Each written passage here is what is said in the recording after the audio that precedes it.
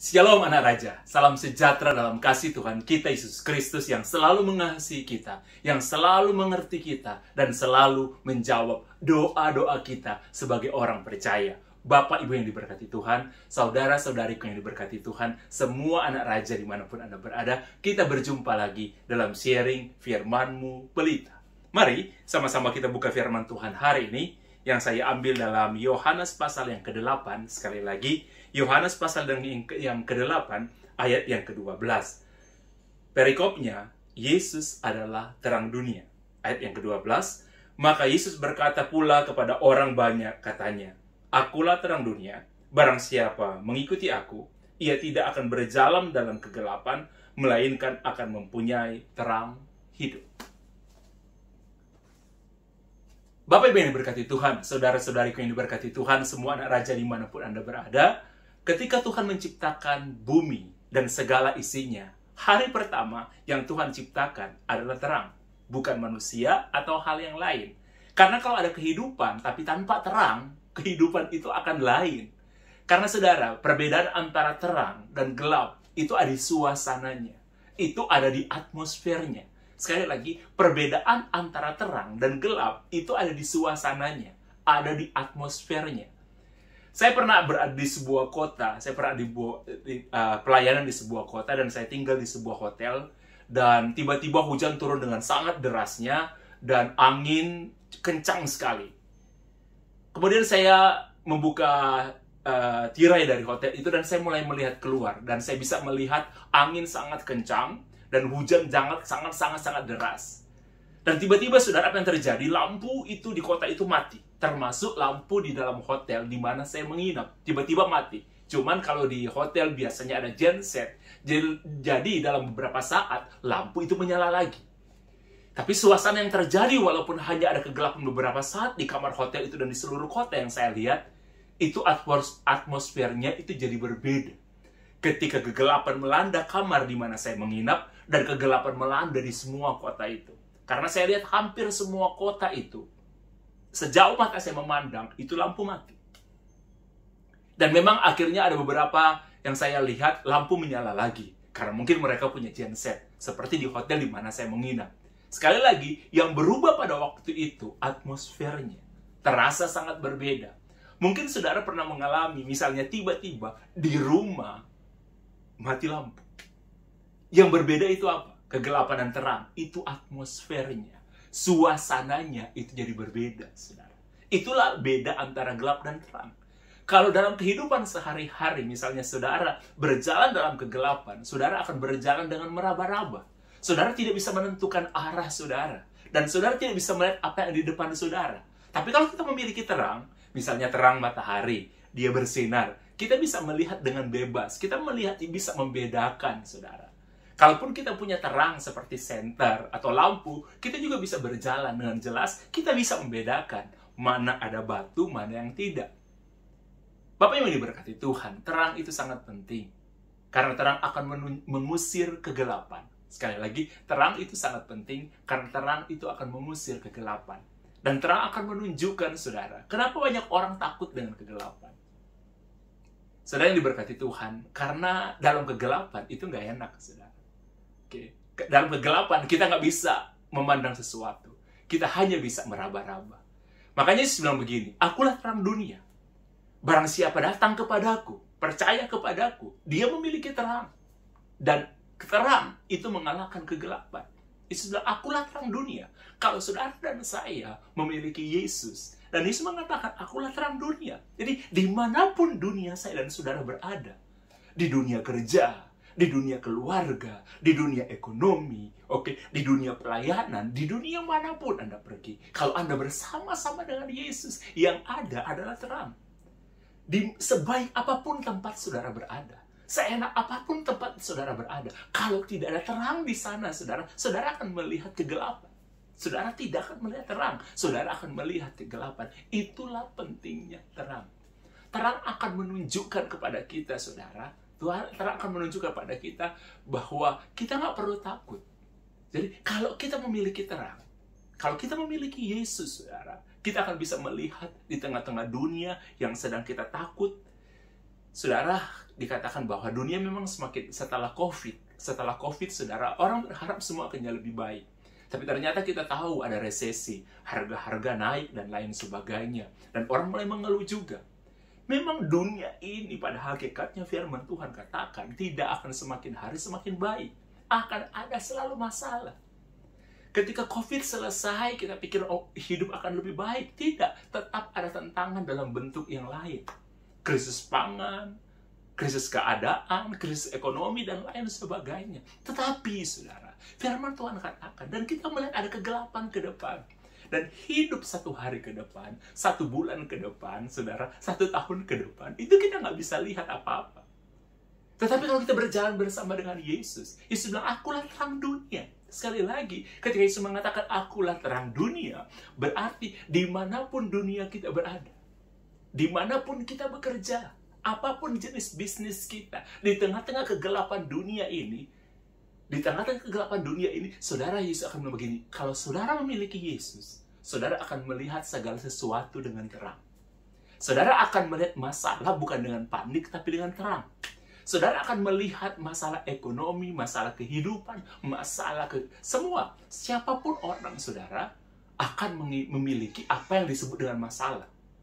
Nah, cuman, saudara, kalau saudara memiliki Tuhan Yesus, saudara memiliki terang. Sehingga saudara akan melihat segala sesuatu dengan cara yang terang. Saudara akan melihat masalah dengan sisi terang. Saudara akan melihat godaan dari sisi terang. Ya, saudara tidak akan mempersoalkan keadaan. Karena saudara bisa melihat semua itu dengan jelas. Jadi kalau saudara dan saya memiliki Yesus, di tengah-tengah kegelapan dunia semacam apapun, karena Yesus telah berkata, saudara, di dunia ini, selama saudara dan saya hidup di tengah-tengah dunia ini, Yesus mengatakan, akulah terang dunia.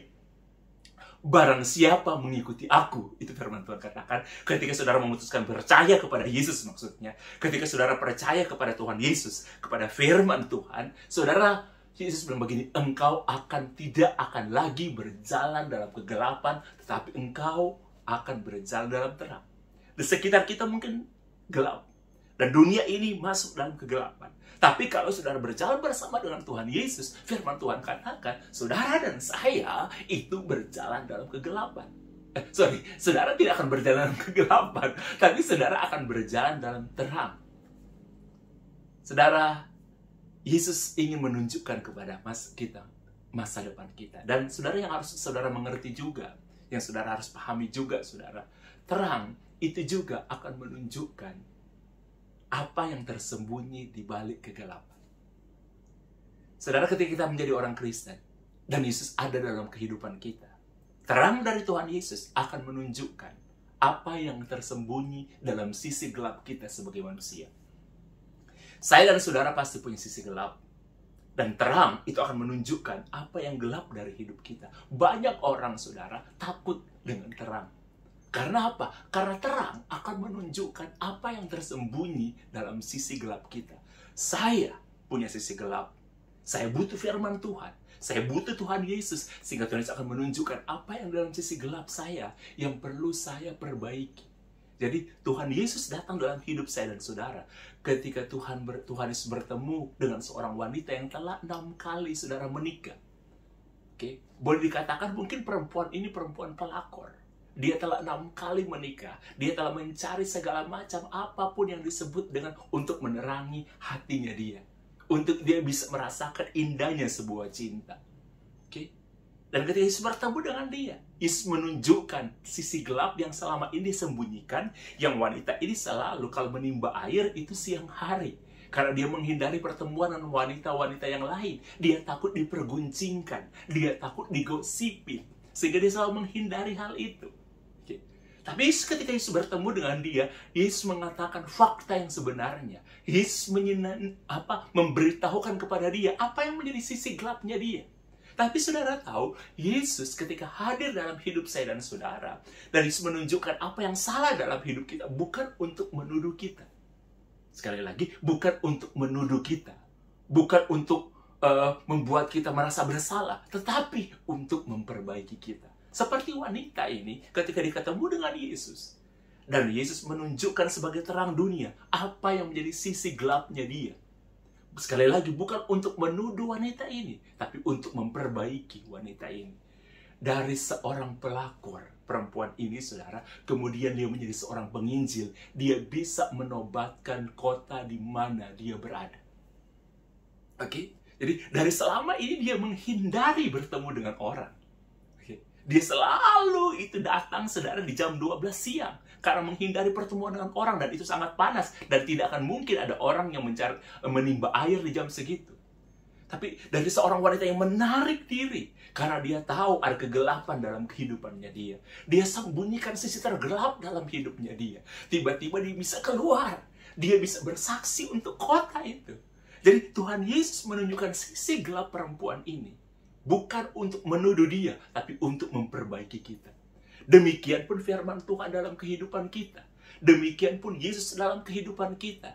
Yesus akan menunjukkan sisi gelap kita. Bukan sekali lagi untuk menuduh kita, tapi untuk memperbaiki kita. Itulah fungsi terang. Menunjukkan sisi gelap kita. Saudara, saya dalam satu pertemuan seperti komunitas kecil, gitu. Ya, ada sebuah komunitas kecil, saya kadang-kadang bertemu dengan mereka. Ada komunitas-komunitas kecil yang saya suka ketemu. Saudara, satu kali ketika saya pelayanan dan saya bertemu dengan sebuah komunitas kecil, saya berbicara tentang apa yang disebut dengan ketika saya mengatakan, akulah terang dunia. Saudara, karena enaknya berbicara di komunitas, kita bisa lebih bebas. Kita bisa melakukan permainan, pelajaran-pelajaran dengan lebih atraktif, saudara.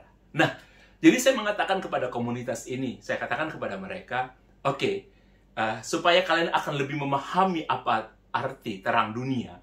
Oke, nanti ketika kalian pulang ke rumah, dan nanti beberapa waktu kita ketemu lagi, saya bilang, ketika kalian pulang ke rumah, coba sinari, ataukah Anda punya senter, atau punya lampu, coba sinari beberapa tempat yang selama ini Anda nggak bisa lihat. Misalnya di bawah kolong tempat tidur. Atau kalau biasanya tempat tidur yang masih ada kolongnya ya. Kadang-kadang ada yang kecil, ada yang cukup besar. Yang kadang-kadang kita nggak pernah sinari kalau itu terlalu kecil. Atau di bawah kolong lemari. Yang juga kadang-kadang, saudara, itu kecil. Dan kadang-kadang kita cuek, dan kadang-kadang kita hampir nggak pernah melihat sisi di situ. Saya katakan kepada semua komunitas yang ada di komunitas itu, nanti ketika kita ketemu lagi, kalian mengatakan, kalian bercerita, kira-kira apa yang akan kalian temukan di bawah kolong tempat tidur, atau di bawah kolong lemari, atau dimanapun yang selama ini kalian nggak pernah periksa. Saudara, ketika kemudian beberapa waktu kami ketemu lagi, saudara, dan saya mulai bertanya kepada mereka, ada beberapa kejadian yang menarik. Ada sepasang suami istri, saudara, satu keluarga, mereka cerita, ketika mereka menyinari di bawah kolong lemari pakaian mereka di kamar suami istri ini, mereka menemukan ATM yang kira-kira, saudara, ATM satu bank yang kira-kira 2,5 tahun yang lalu, 2,5 tahun yang lalu ATM itu hilang dan sempat menimbulkan masalah. Jadi, saudara, suami ini, bapak ini, saudara, dia cerita sekitar 2,5 tahun yang lalu, dia waktu malam, dia membutuhkan ATM karena dia akan ke mesin ATM untuk mentransfer sejumlah uang kepada seseorang yang dia ada transaksi malam hari itu, atau dia membayar sesuatu untuk seseorang dan minta ditransfer. Ketika dia memeriksa ATM di dompetnya itu ATM-nya itu nggak ada. Yang dia ingat bahwa anaknya pinjam ATM dari papanya untuk ngambil uang beberapa hari sebelumnya. Kemudian papanya tanya kepada anaknya, kemudian anaknya bilang, loh, kan saya sudah kembalikan kepada papa. Dan papanya bilang begini, ternyata nggak ada di dompet papa. Dia tanya kepada istrinya, karena dia sangat butuh, saudara, ya. Dan waktu itu belum punya klik, semacam transfer via handphone dan lain sebagainya. Belum punya, bapak itu waktu itu belum punya itu. Sehingga dia harus transfer secara manual, harus ke ATM. Dan saudara, akhirnya bapak ini marah-marah. Dia marah kepada anaknya, dia marah ke istrinya, sampai ada pertengkaran yang cukup cukup mengganggu lah keluarga itu. Cukup mengganggu, saudara. Karena malam itu kan nggak bisa ke bank untuk ganti ATM. Harus ada proses besok pagi ketika bank buka, baru dia bisa proses untuk ganti ATM. Dan itu ada terjadi pertengkaran, saudara, yang cukup mengganggu di keluarga itu. Dan ketika akhirnya, saudara, mereka menemukan ATM itu, Ternyata ATM itu jatuh di bawah kolong lemari kamar dari suami istri. Saudara, hal itu menarik. Ternyata ketika mereka menyinari, mereka mendapatkan di bawah kolong yang adalah kegelapan. Mereka bisa menemukan ketika mereka menyinari kegelapan bawah kolong tempat lemari mereka bisa menemukan ternyata di situ ada ATM yang pernah 2,5 tahun yang lalu menjadi problem bagi suami istri dan mereka bertengkar, termasuk bapak ini marah kepada anaknya. Itu yang mereka temukan, saudara. Ketika saya berbicara dengan mereka, saya bilang kepada suami itu, bapak itu, Pak, nggak perlu dipermasalahkan kenapa kok ATM itu ada di situ. Kadang-kadang kita lupa, silap, atau lain sebagainya. Tapi saya bilang kepada bapak itu, Pak, malam ini bapak harus minta maaf kepada anak dan kepada istri bapak. Karena ketika mereka menyinari kegelapan di bawah kolong tempat lemari mereka, ternyata mereka menemukan sesuatu yang pernah menjadi sumber permasalahan bagi keluarga ini atau pertengkaran. Anda lihat, terang kadang-kadang menunjukkan sesuatu di masa lalu kita. Ya, di masa lalu kita yang tidak pernah, saudara, kita kadang-kadang pikirkan. Saudara, ada juga suami istri, ada hal yang menarik, ada beberapa sebenarnya. Saya menceritakan beberapa hal yang menarik aja, ada 2 hal. Saudara, ada juga, saudara, ketika ada suami istri, ketika mereka menyinari, saudara, di bawah kolong tempat tidur mereka yang cukup sempit, istrinya menemukan, pakaian dalam perempuan. Dan itu juga terjadi pertengkaran, saudara. Ketika mereka menemukan itu, istrinya berkeras bahwa itu bukan pakaian dalamnya dia. Sedangkan suaminya mengatakan itu pakaian dalamnya dia. Jadi ada pertengkaran yang cukup kecil ya di antara suami istri itu. Dan saya sempat bilang kepada mereka ketika malam kami ketemu, saya bilang kepada mereka, ketika Anda menemukan sesuatu di sana, jangan cerita dulu. Nanti kalau kita ketemu lagi, baru kalian cerita. Jadi suami istri ini, terutama istrinya, menahan diri. Tapi ketika kami ketemu, saudara, dia menceritakan. Dan ibunya bilang begini, Pak Nixon, Pastor, itu bukan pakaian dalam saya menurut saya. Tapi suaminya mengatakan, Pastor, saya ingat betul, saya tahu betul, itu pakaian istri saya. Tapi istrinya bilang begini, saya kok lupa, menurut saya bukan. Saya akhirnya menemukan, saudara, saya memberikan pemahaman kepada ibu itu walaupun dengan bercanda. Saya bilang, Ibu, mungkin ibu lupa. Ibu pakai, jadi ibu kadang-kadang suka lupa. Tapi suami ibu kan, dia yang lihat. Jadi mungkin dia ingat. Ibu pakai, ibu bisa lupa. Tapi suami kan dia lihat, karena itu suami ibu. Saudara, ibu itu ternyata mendapat pencerahan dari situ dan akhirnya dia terima. Sekali lagi, saudara lihat. Ketika mereka menyinari di bawah tempat tidur mereka, ternyata mereka menemukan sesuatu, saudara, yang tidak pernah mereka duga. Sekali lagi saya ingin beritahukan kepada saudara, ketika Yesus hadir dalam kehidupan kita, di samping dia akan menunjukkan masa depan kita, sehingga kita tidak akan berjalan dalam kegelapan. Sekalipun ekonomi saudara sedang susah, tapi saudara tidak akan berjalan dalam kegelapan ekonomi. Saya tahu saudara punya kesaksian hidup soal seperti itu. Saya pun punya kesaksian hidup seperti itu. Dan saudara harus mengalami itu, saudara. Saudara nggak perlu takut melihat masa depan, karena Yesus ada dalam diri saudara. Karena Yesus bilang, kalau engkau mengikuti aku, engkau tidak akan berjalan dalam kegelapan. Jadi, cara berpikir saudara itu akan terang.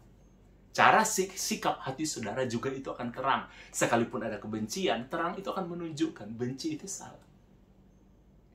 Oke? Saudara, benci itu salah. Jadi saudara, biarlah ketika saudara memiliki Yesus, saudara akan melihat masa depan dengan cara terang. Saudara akan melihat pernikahan saudara dengan cara terang. Saudara akan melihat setiap masalah yang saudara hadapi dengan cara yang terang.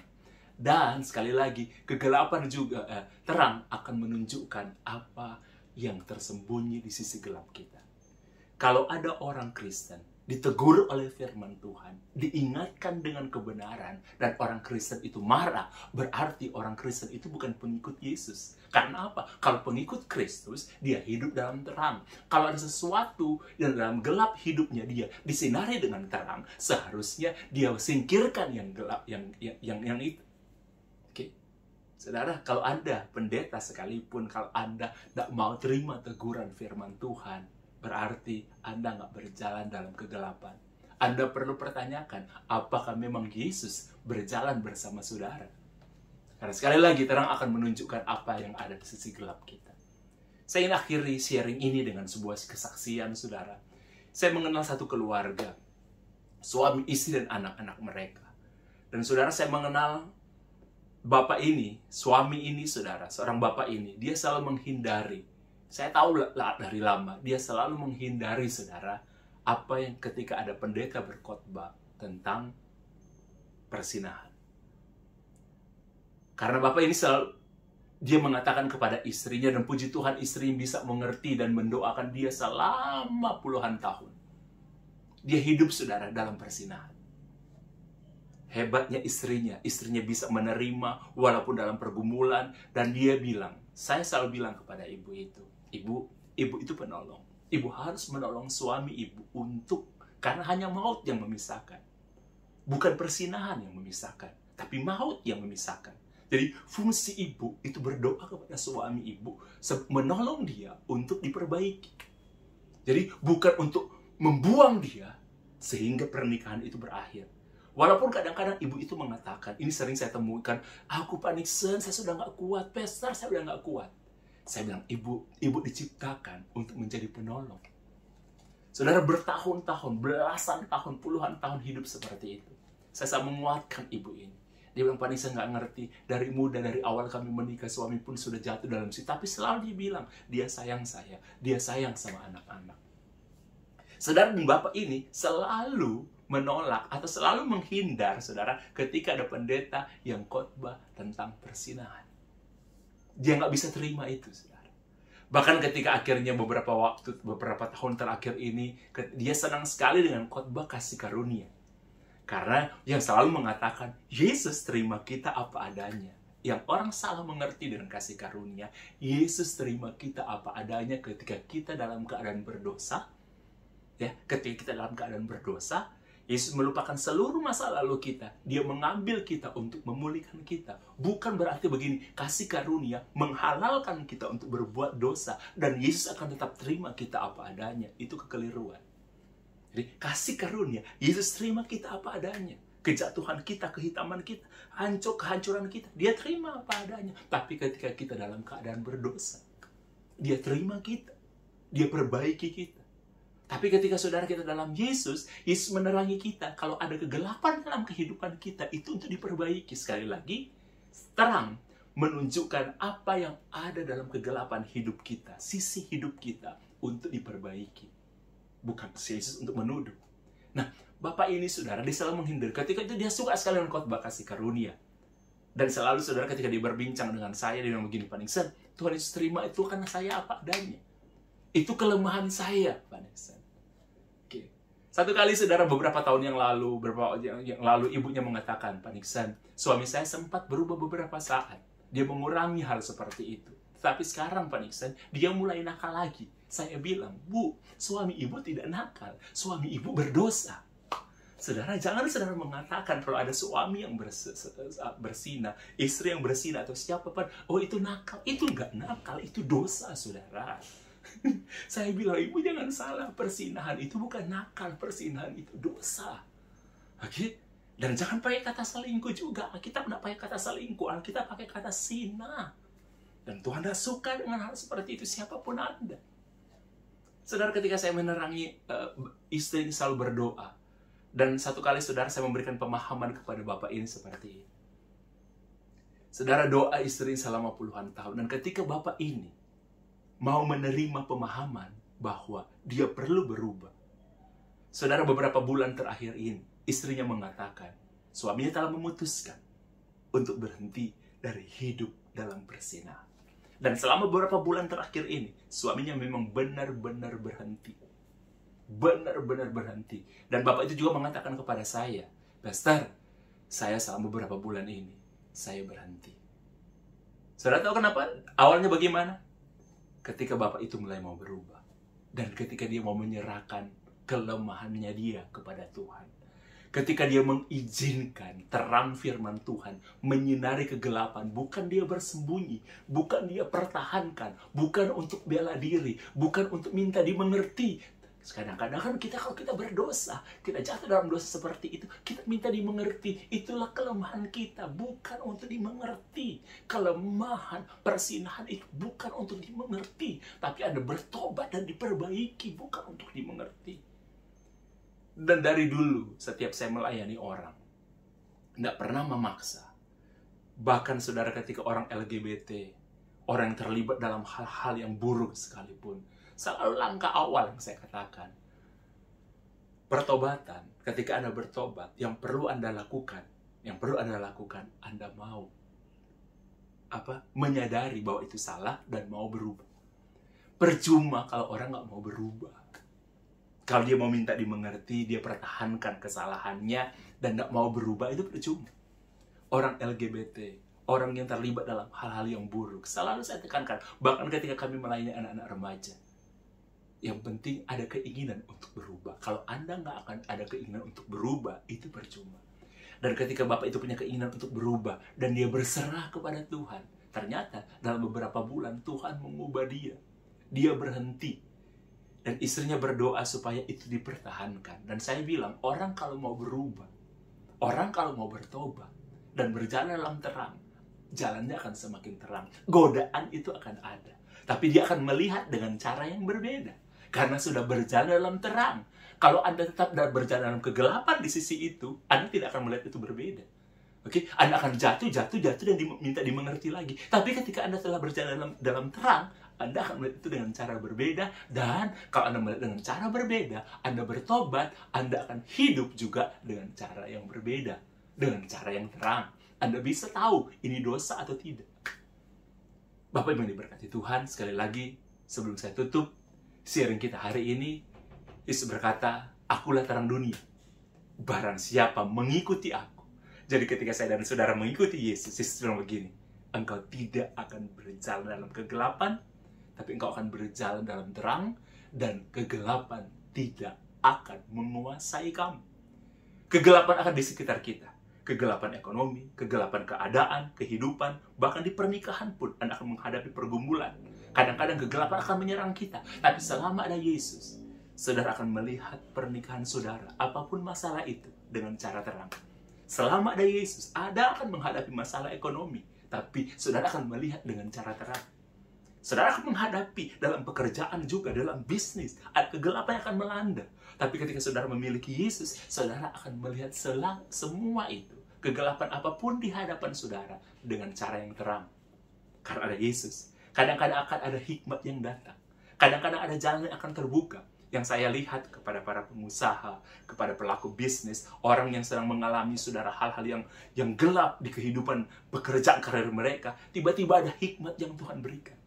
Tiba-tiba ada jalan yang Tuhan berikan. Itu yang dinamakan saudara terang. Ya, sesuatu yang datang yang Tuhan berikan, hikmat yang Tuhan berikan kepada, pewahyuan yang Tuhan berikan secara pribadi kepada saudara.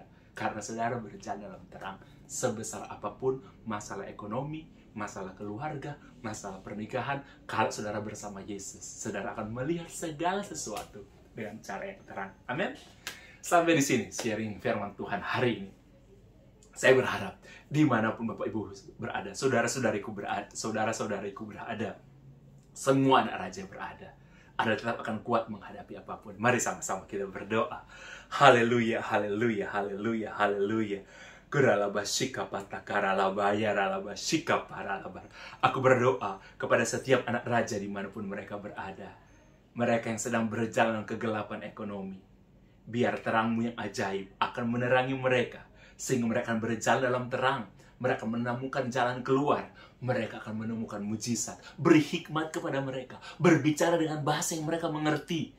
Sehingga mereka tahu apa yang harus mereka lakukan, Tuhan. Pertemukan mereka dengan orang-orang baik. Sehingga mereka bisa melakukan bisnis yang baik. Pekerjaan yang baik. Dan mereka akan menghasilkan hasil yang baik. Terima kasih Tuhan. Engkau selalu akan menolong orang percaya. Engkau menolong pernikahan kami. Engkau akan menolong pekerjaan kami. Engkau akan menolong anak-anak kami. Engkau akan menolong kehidupan kami. Karir kami. Sehingga tidak ada kegelapan yang bisa mengalahkan terang-Mu yang ajaib yang ada dalam kehidupan kami. Bimbing kami selalu Roh Kudus. Sehingga kami akan berjalan dalam terang yang satu kepada terang yang lain. Dan kegelapan akan dikalahkan oleh terang-Mu yang ajaib.